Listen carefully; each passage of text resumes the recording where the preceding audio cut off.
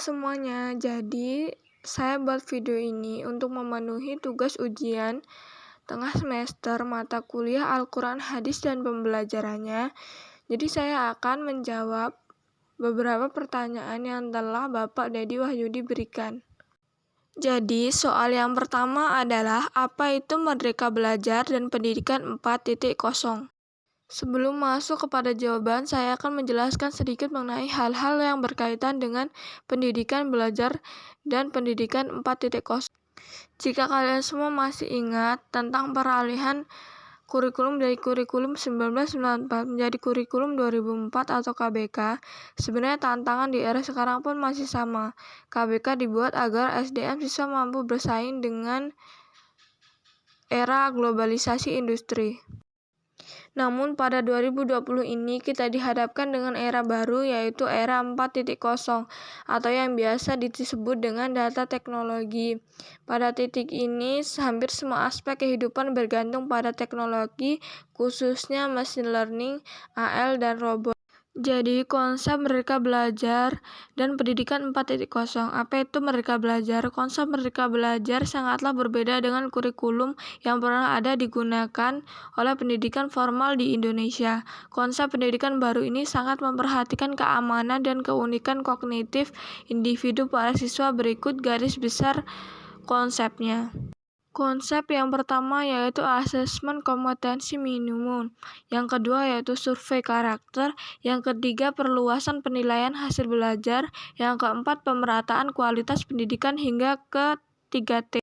Soal yang kedua yaitu apa perencanaan pembelajaran Al-Quran Hadis dan pembelajarannya yang Anda miliki dalam menyambut era 4.0 saat ini. Rancangan pembelajaran yang sesuai dengan minat atau kebutuhan siswa yang sesuai berdasarkan pendidikan 4.0, menggunakan penilaian formatif, menempatkan guru sebagai mentor, menjamin siswa untuk tidak menjadi sama dan tidak diharapkan menjadi sama. Pendidik merupakan tujuan, bukan transfer pengetahuan. Pengembangan profesi berkelanjutan menjadi penting karena guru memiliki posisi sentral dalam pendidikan.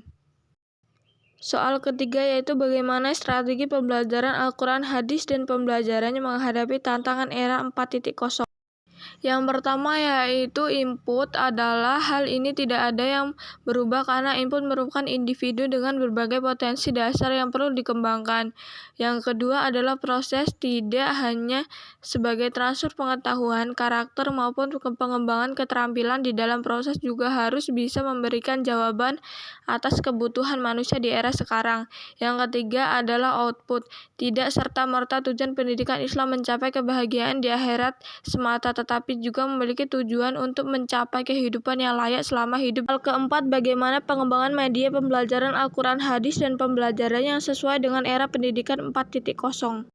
Salah satu pengembangan media pembelajaran Al-Quran Hadis dan pembelajaran yang sesuai dengan era 4.0 adalah Magic Disc Tajwid. Karakteristik menurut Magic Disc Tajwid memiliki ciri visual cetak yang sangat mudah diaplikasikan dan mudah untuk peserta didik. Di samping adalah cuplikan gambar dari Magic Disc Tajwid. Inilah beberapa cuplikannya.